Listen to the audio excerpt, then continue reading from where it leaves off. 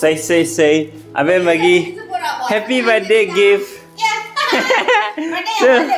Happy birthday gift. Yeah, fazabra se pamjabra. Se maku ai khulak maku. Maku khulak ke ba. Wow, fazai he Abemma'S de. Kai gino hambra pana si telephone je lebi je nang ye. Telephone sumain to bola ye je no di khangaro hai ba. Khale de. Adu si lag thoro hello. Si telephone. Sina irulu jabada mitta changdana ba. Ma pamjare simadi. Sini pamjare. Moi sim telephone je khangaro hai ba. Se swaina se. Sipai dana se sida hello toro. Hello toro. Hello hai re to. Hello hai re to. Abemma'S sai to ro to. Masih phone ni khangdre ba. Si phone ni khangdre ba. Kudomi vậy ta tẹt mà mẹ kudomi từ kubi. Nama. Khangi sida number khongi he je. Kan nam. Focus ne ban dai. Đâu harai ba. Tại tôi chalo sa ai hay tu number na chalo sa. Tu number sa ông kan number Đâu đi ngalo nang chana photo. Kedai. Yang ngalo namu. Tahu apa nang tahu dia tahu.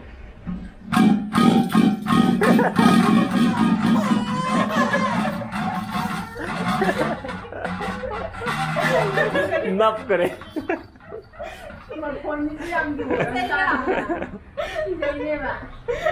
Nap लेंगे. अबे मुला सीधा ना जलाओ.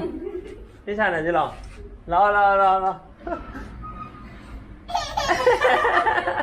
Abemma'S birthday की decoration तो ना बा. Abemma'S तो नंगी birthday की नहीं तो नंगी birthday की. या. Abemma'S birthday की तो ये celebrate itu.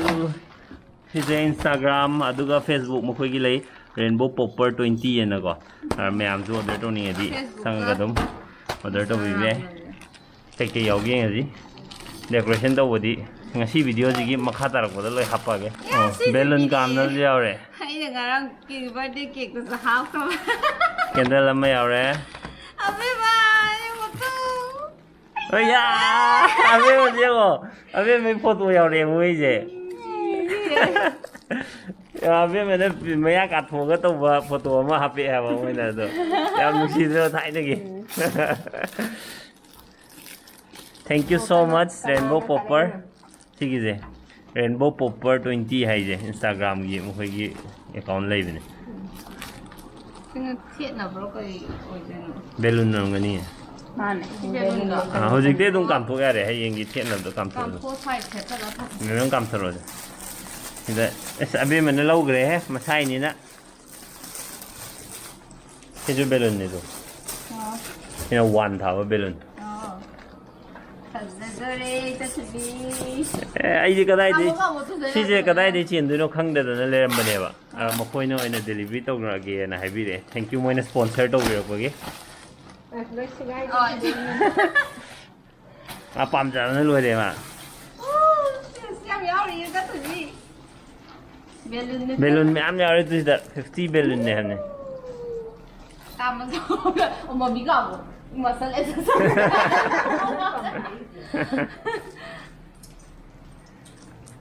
Khazai masal den si balloon gam badu khazan bade. adu ke no to bu ne ma pam ja re ma ya I don't know man fani gyan to da du. ma nara mo ya Na da ba ya.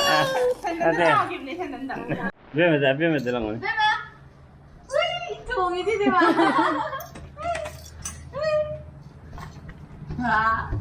시리암 좌우에 찬걸랑 쓰래. chin na kaw ma di mo ai na balloon le chin na kaw ngi to me nyo ne Xin được khảo cái gì thì cái ai làm đấy đó. Xả cái. Nó thật là được. Abemma'S lang jelo Ay, ay, si pa. Ini siap pam deh.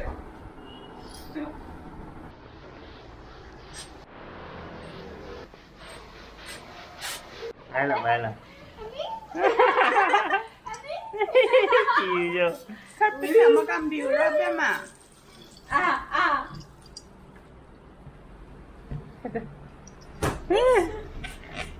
Cây nó chứ bộ ai mà cây nó chứ bộ bên mà Sino kan to sa maga horen phet pa na sa to wai phet ama zero kan ya.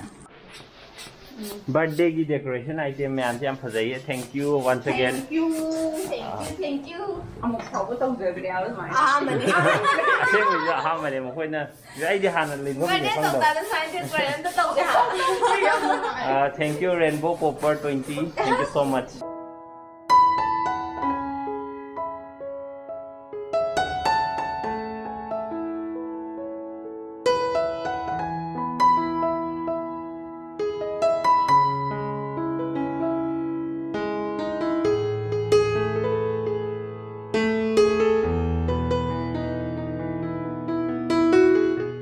ना decoration की pot ma'am ले कान तो ख्वाइदगी मथा साइजे कदाई हापसीगे करम बना काय हापसीगे जने मथा साइजे नोने तौबदी खंगदौने तो तौबदी खंगदौ हैप्पी जे लेरे काय जगा हापा फजदो खंगद्रेबा अदुबु प्रोडक्ट ओइनदि याम फजैदो मै मुथोख्रेबको अबे मैजे लोइद्रिङेदा अरे बेमेंगी फोन दो फजजे होंगो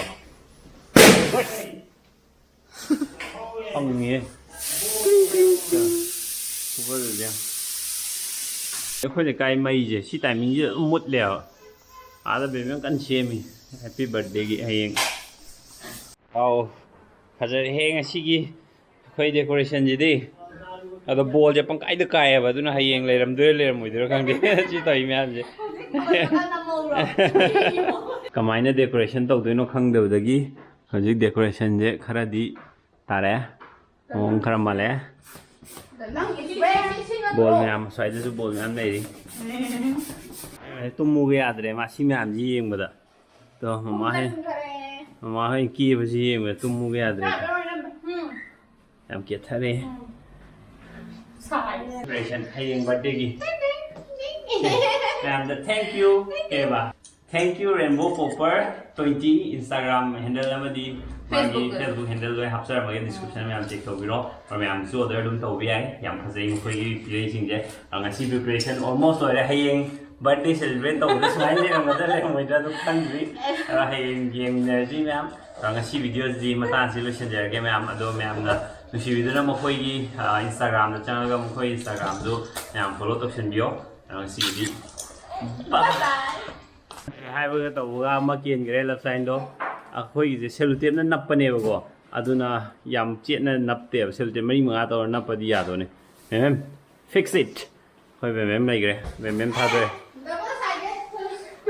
हाय अदुदि काय फलांग दो मोलोय फक्तरक्तन जे याम फजरे नैरे